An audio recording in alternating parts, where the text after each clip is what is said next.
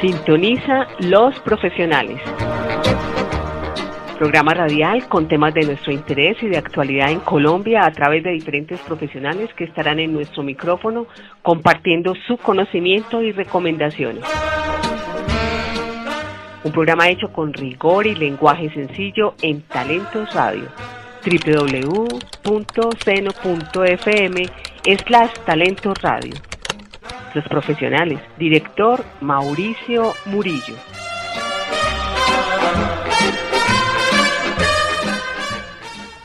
Hola amigos y amigas, estamos nuevamente en Talentos Radio en nuestro programa Los Profesionales.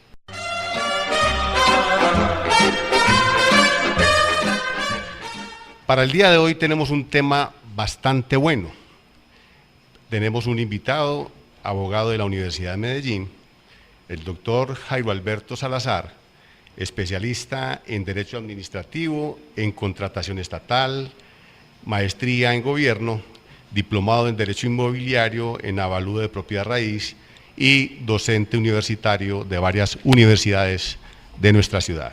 Entremos al tema del día, a lo que vinimos hoy, que fue hablar sobre la parte de arrendamientos.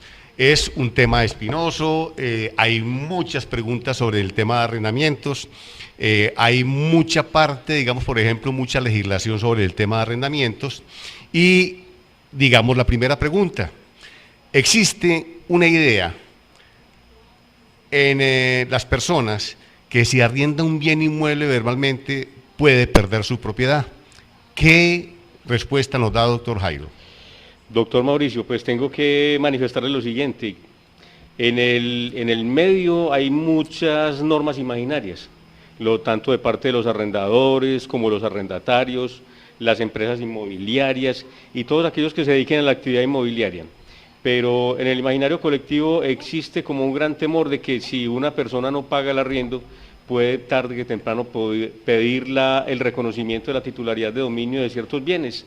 Y en ese sentido tendría que decirle pues que si existe un contrato de arrendamiento debidamente firmado, reconocido ante notario, ese documento tiene toda la seriedad y toda la validez legal para ponerse en el camino de todo aquel que intente solicitar una pertenencia o simplemente desconocer la titularidad de dominio del propietario. Eso es en caso de un arrendamiento que sea escrito. Sí, claro. Pero si es verbal. En el caso verbal, pues la ley 820 del 10 de julio de 2003 establece que una de las formas por medio de las cuales también se suscribe el contrato de arrendamiento es la forma verbal, en armonía con el principio de la libertad de formas contractuales y de la autonomía de la voluntad de las partes. Entonces, en ese sentido, cuando una parte decide no hacer el contrato por escrito, sino de manera verbal, no hay ninguna prohibición al respecto de que el contrato cobre validez, que sea perfectamente válido, y el arrendador podrá en cualquier momento, a través del medio probatorio, que en este caso sería el testimonial, requerir ante la justicia la pronta administración valga la redundancia, de la justicia para que le resuelva el conflicto y le restituya el inmueble. Es pues, en conclusión, que siempre que medie un contrato de arrendamiento se debe respetar la titularidad y el arrendatario por ningún motivo podrá discutir la titularidad del arrendador. Eso quiere decir de que tanto el contrato verbal como el contrato escrito tienen validez en Colombia. Es correcto, doctor Mauricio, tanto el verbal y escrito son válidos en Colombia. Lo que pasa es que es muy recomendable no hacer contrato verbal, pues el tema probatorio se vuelve cada vez más complejo porque en un interrogatorio de parte de los testigos temen mucho encontrarse de frente con el arrendatario o a veces no saben expresar sus ideas y el juez terminará desestimando las pretensiones con base en un testimonio que no conduce a ninguna parte. En ese sentido, su recomendación es para que las personas que vayan a realizar un contrato lo hagan el contrato escrito. Yo recomiendo siempre el contrato escrito. En algunas ocasiones es muy complejo hacerlo, en algunos lugares la geografía nuestra es muy diversa, nuestra idiosincrasia.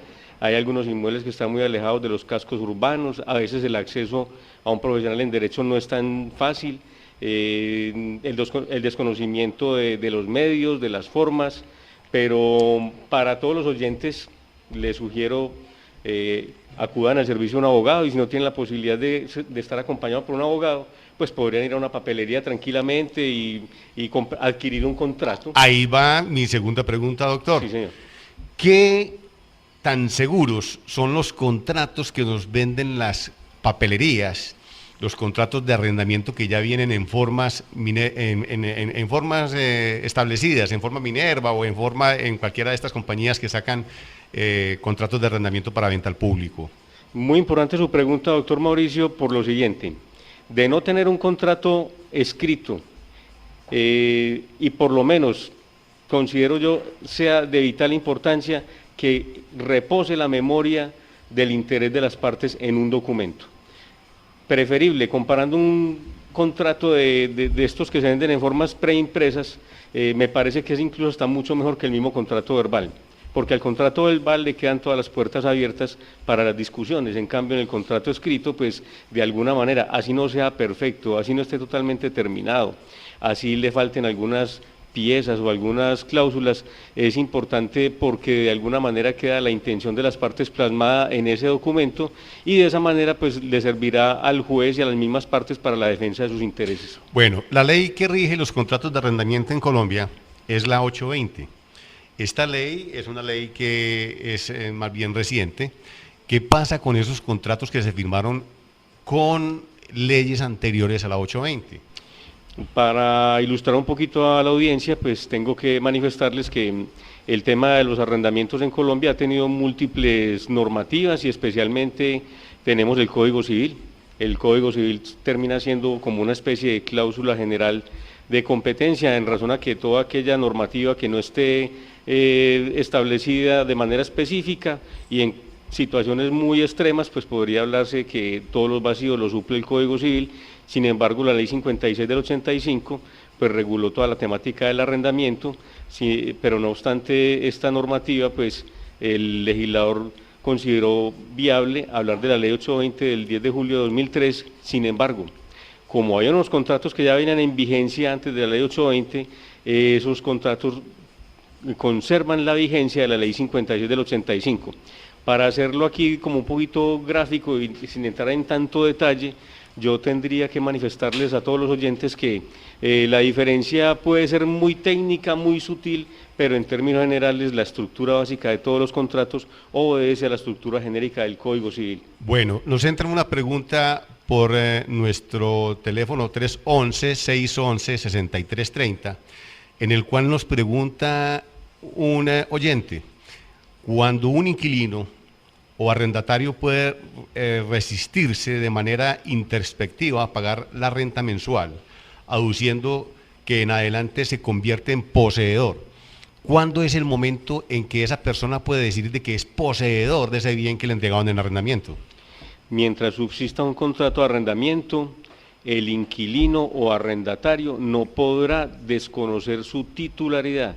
El hecho de que el inquilino manifieste que en lo sucesivo no reconocerá al arrendador o al propietario como titular de dominio y que para lo que resta del tiempo él se considera poseedor, tendríamos que entender que en atención a nuestra legislación esa posesión se entiende como una posesión ilegal, una posesión irregular y no tiene vocación prescriptiva.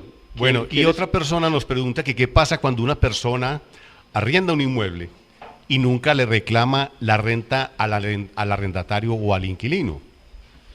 Pues podrá el inquilino o el arrendatario acudir a la justicia mediante una solicitud muy simple, que es la de la autorización para la consignación de los cánones de arrendamiento en una cuenta de depósitos judiciales. Ahora, si quien pregunta lo quiere enfocar desde el punto de vista del arrendador, lo veo por ese lado más bien. El arrendador tiene la facultad incluso de requerir el pago del arrendatario, no obstante no le haya vuelto a reclamar los arriendos en un término prolongado. Es decir, este arrendador puede dirigirle un escrito de requerimiento o simplemente lo puede requerir a través de un centro de conciliación o de manera extraprocesal o a través de un proceso de restitución por incumplimiento en el pago, si es que efectivamente no se ha podido acreditar el pago del canon mensual. Bueno, hoy también saludo a nuestro director de Talento Radio, el señor Gabriel Montoya, que nos acompaña también en cabina. Una pregunta que sucede con mucha frecuencia sobre el tema de arrendamientos es de que normalmente hay personas que arriendan un bien para utilizarlo como vivienda y el mismo lo destina para establecer el inmueble a un bien comercial, o sea, poner una tienda, poner un granero, poner un almacén. En este caso, ¿usted qué concepto nos da? Doctor Mauricio, esa pregunta que usted me hace es de las más comunes en el círculo negocial del arrendamiento, teniendo en cuenta lo siguiente: debido a nuestra informalidad, debido a las fuentes de ingresos tan escasas que tenemos en nuestras comunidades, muchas personas acostumbran tomar en arrendamiento, mediante el contrato de arrendamiento de vivienda urbana, un inmueble con destinación específica para vivienda. Pero resulta que por las necesidades y por las comodidades del inmueble, encontramos que en muchos casos estas personas terminan estableciendo en esos lugares, en sus garajes, en sus salas o en cualquier esquina de ese bien, una unidad de negocio productivo, es decir, un establecimiento de comercio, llámese peluquería, floristería, granero o cualquier otro. En ese evento, pues la preocupación que siempre le salta a la vista al propietario del inmueble o al arrendador es cómo va a hacer para no perder la vocación de su inmueble. Entendiendo que el contrato de arrendamiento que se suscribe con el inquilino es un contrato de arrendamiento De vivienda de urbana. vivienda urbana, más no un contrato de arrendamiento de inmueble con destinación comercial. Bueno, en el caso, doctor, disculpe, le interrumpo. Sí, En el claro. caso, digamos, por ejemplo, de que el propietario del bien inmueble le autorice a que monte ese negocio, ¿cómo quedaría el contrato? ¿Tiene que ser por escrito? ¿Tiene que hacer alguna cláusula, un otro sí dentro de ese contrato?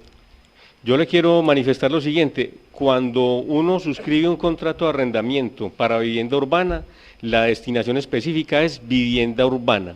No obstante, si el arrendador, a ciencia y paciencia del arrendatario, ha permitido que se desarrolle esa actividad comercial, esa situación no muta la naturaleza inicial del contrato, es decir, sigue siendo de vivienda urbana y se regirá por la ley 820 del 10 de julio de 2003. Cosa diferente sucede cuando se han hecho modificaciones, cuando ya se establece en un contrato la posibilidad de hablar de fracción del contrato o fracción del bien inmueble para que en él se desarrollen varias actividades, entre ellas de una parte vivienda y entre ellas de otra parte actividades comerciales.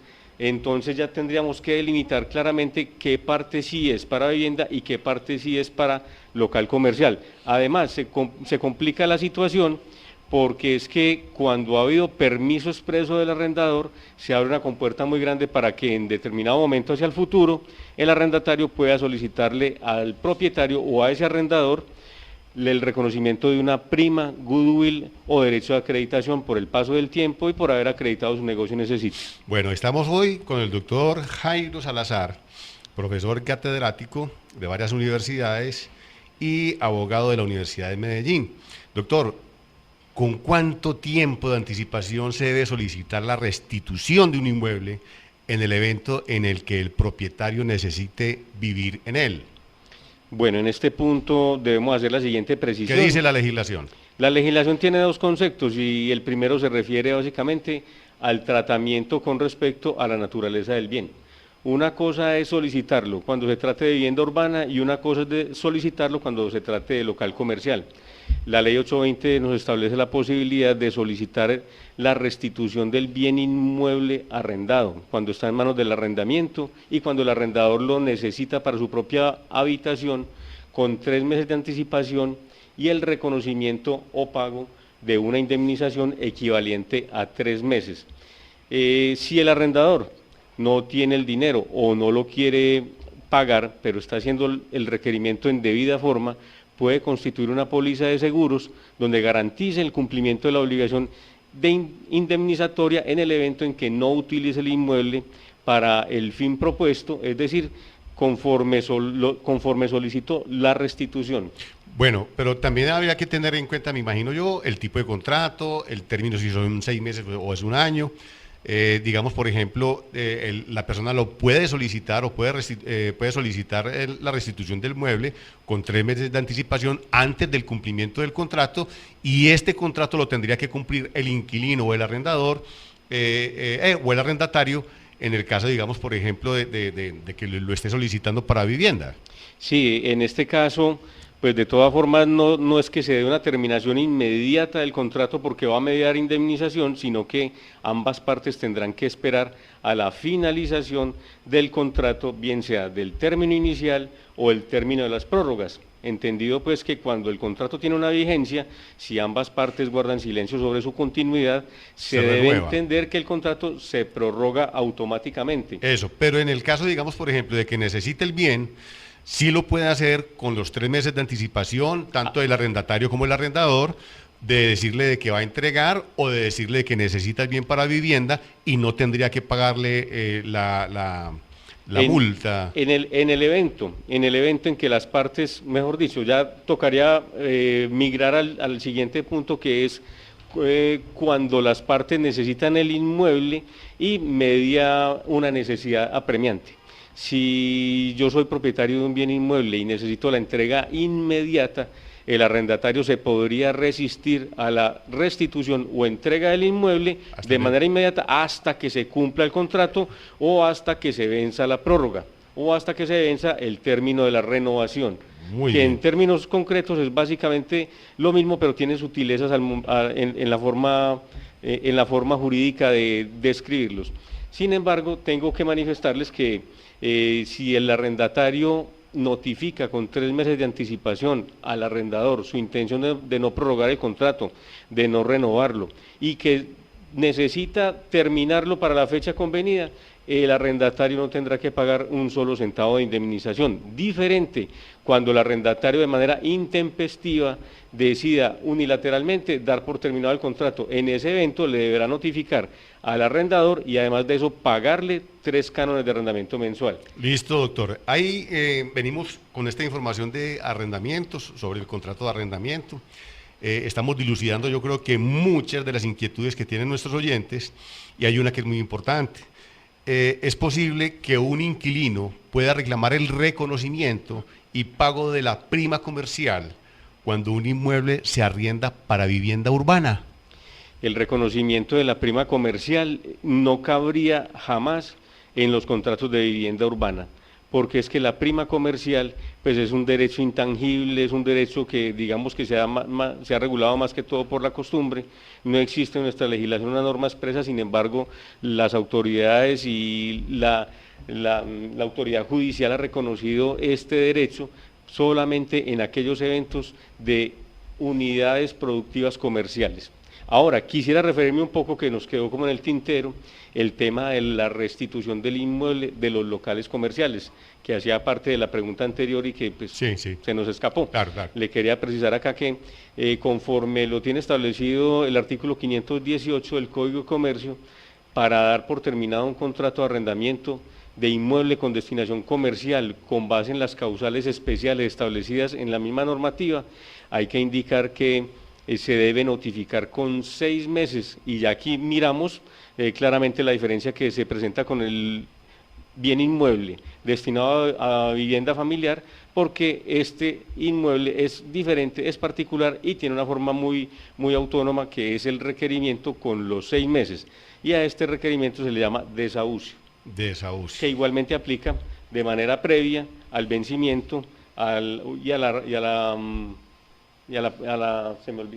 se me escapa el concepto, la prórroga, perdón. La prórroga del Sí. término. Bueno, listo. Otra pregunta que nos hacen. ¿La venta de la casa arrendada obliga al inquilino a restituirla inmediatamente y sin previo aviso? No es obligación del arrendatario o inquilino entregar de inmediato el bien inmueble arrendado cuando su arrendador le dice que el contrato tiene que terminar porque tiene que cumplir un compromiso que se desprende de un contrato de compraventa. Para este evento, el arrendador tendrá que esperarse en la finalización del contrato o de la prórroga. Listo, doctor. Hay una cosa también que se da mucho, pero ya es a nivel comercial. Estamos hablando de vivienda urbana, pero también tenemos que hablar algo sobre comercial. que es cuando yo compro un negocio que ya viene establecido en un punto determinado, ¿cierto? ¿Cómo seguiría ese tipo de contrato con el nuevo comprador? Me explico. Muchas veces yo monto un negocio comercial, ¿cierto? Sí. En determinado lugar, dirección y con un contrato comercial. Este negocio lo vendo a un tercero, el cual va a seguir con el mismo negocio que yo tenía, con las mismas, o sea, va a seguir con el contrato. ¿Esto es legal? La venta del establecimiento de comercio es una venta completamente legal. La ley faculta al propietario de un establecimiento de comercio para que lo pueda vender en cualquier momento. Pero el arrendamiento.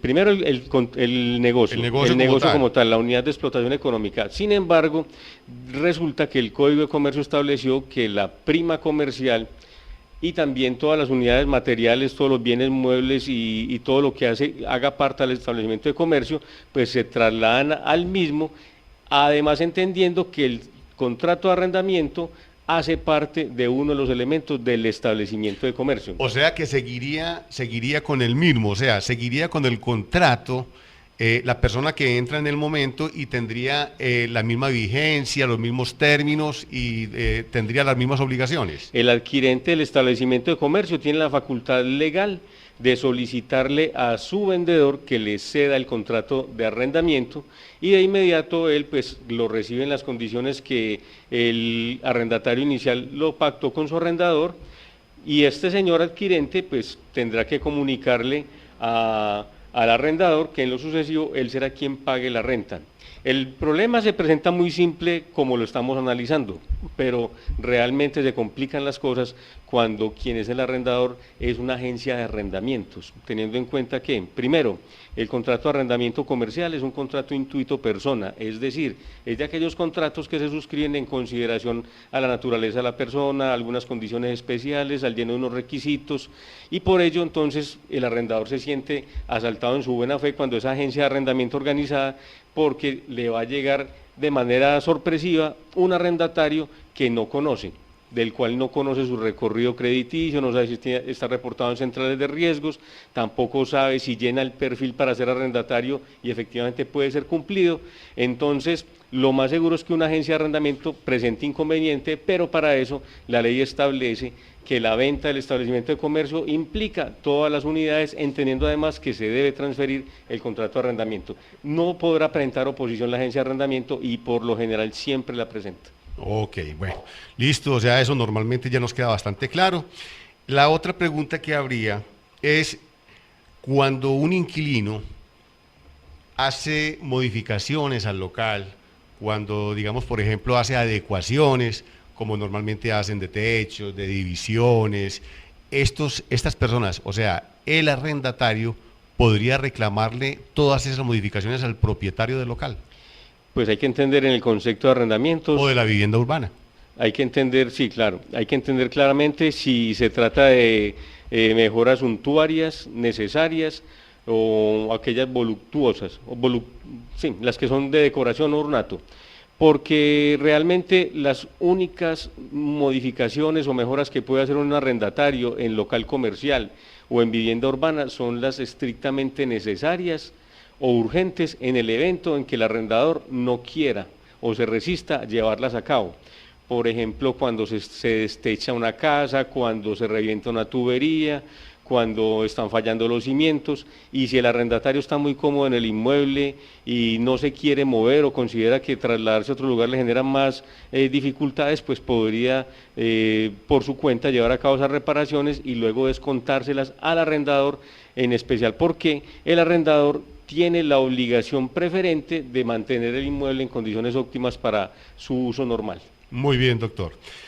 Bueno, ya han surgido bastantes preguntas y ya tenemos el WhatsApp 311-611-6330 bastante congestionado. No creo que alcancemos a darle respuesta a todas las preguntas que nos están haciendo, pero hay otra también que es muy importante. Cuando normalmente se tiene, el arrendatario está obligado a pagar las cuotas de administración en las viviendas sometidas a propiedad horizontal. La ley 820 establece que es una obligación solidaria de arrendador con arrendatario y en el evento en que uno y otro no paguen, pues se hacen solidariamente responsables de manera textual, lo establece nuestra normativa, pero se ha establecido y ya ha venido haciendo carrera en nuestro medio que eso es una obligación expresa del arrendador, más no del arrendatario, pese a que existe esa normativa, pues la voluntad de las partes puede hacer una modificación en el contrato de arrendamiento donde se diga textualmente que el único obligado a ese pago es el arrendador, no el arrendatario. O sea, el propietario del bien. Sí, porque muchas veces el propietario no es el arrendador y por eso hago la distinción, porque puede ser que en su momento la agencia de arrendamiento puede ser una agencia de arrendamiento o puede ser un tercero que sin ser titular de dominio tenga la facultad expresa para arrendar. Bueno, doctor, una pregunta que también se nos viene acá en el momento. ¿Quién responde por los daños presentados sorpresivamente en el inmueble arrendado? ¿El arrendador o el arrendatario? Eso es muy relativo y en cada caso en particular dependerá del uso o el abuso, porque es que existen arrendatarios que también abusan de su estancia en los inmuebles ajenos, se comportan como verdaderos señores y dueños y a veces llegan haciendo un uso indebido de los aditamentos, de todos aquellos bienes que conforman la unidad de vivienda. Y es importante precisar si eso se debe al paso del tiempo, a un desgaste natural o a un mal uso por parte del inquilino. En el evento en que sea por desgaste natural, por el uso continuo, las reparaciones necesarias, las locativas, las tiene que hacer el arrendador porque él es el que tiene que garantizar condiciones idóneas para que el arrendatario pueda vivir tranquilamente. Pero en el evento en que sea el arrendatario el que estudie el inmueble con sus habitantes, ocupantes, o lo deteriora, es el quien debe responder por esa conservación. Normalmente cuando se refiere al tema de techos, cimientos, paredes, pisos, de entrada podemos presumir claramente que es por falta de, un deterioro normal, por falta de mantenimiento, porque se trata de asuntos ya de vetustez, entonces el inmueble requiere una intervención pronta y efectiva. Ok. Es importante tener en cuenta esto porque normalmente algunas agencias de arrendamiento y algunos propietarios de inmuebles, tanto comerciales como de vivienda urbana, siempre reclaman de que la persona que va a entregar el local o algo por el estilo lo entregue pintado, resanado y no sé hasta dónde tengan ellos esa facultad para exigir este tipo de obligaciones. O de obligaciones. Doctor Mauricio, su pregunta es muy importante porque es que también ha hecho carrera en nuestro medio el tema aquel de que uno tiene que estar pintando permanentemente, y perdóneme que me le aparte un poco de la pregunta, porque también en el imaginario colectivo de los inquilinos, cuando llevan más de 2 años, está el pedir la pintura. Y yo creo que este tema le interesa mucho a los oyentes, porque las personas van viviendo en los inmuebles, el inmueble se va ensuciando, se va desgastando, se va deteriorando, y de inmediato llaman al arrendador y dicen, necesito pintura. Hay que advertir lo siguiente: en primer lugar, el arrendador debe hacer reparaciones necesarias, pero en su momento el arrendador entrega, por lo general, no siempre, por lo general, un inmueble en óptimas condiciones y bajo un inventario. Si yo como arrendatario tomo un bien inmueble recién pintado, recién reparado, recién estructurado y lo dejamos consignado previamente en el inventario, yo como arrendatario me veo obligado a tener que restituir al momento de la entrega el bien inmueble en idénticas condiciones a las inicialmente pactadas. Sí. Listo. Doctor, creo que fue un conversatorio bastante bueno sobre arrendamientos. Sé que quedan muchas más preguntas en el momento en el tintero y lo más seguro es que lo tengamos que utilizar para un próximo programa en el cual hablemos sobre arrendamientos o otros temas de interés para todos nuestros oyentes. Les recuerdo, el próximo programa que emitirá nuestra sección de Talento Radio y los profesionales será sobre la parte de seguridad social, con un invitado también con el conocimiento indicado para este tema. Les agradezco mucho su sintonía y esperamos nos sigan escuchando en Los Profesionales de Talento Radio. Nuestro teléfono 311-611-6330, WhatsApp 311-611-6330. Muchas gracias por escucharnos.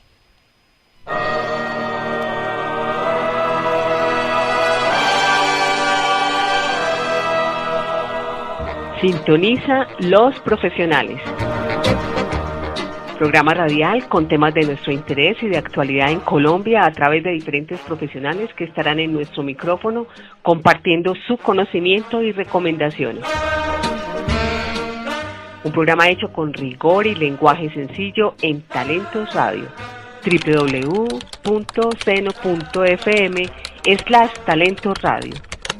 Los profesionales. Director Mauricio Murillo.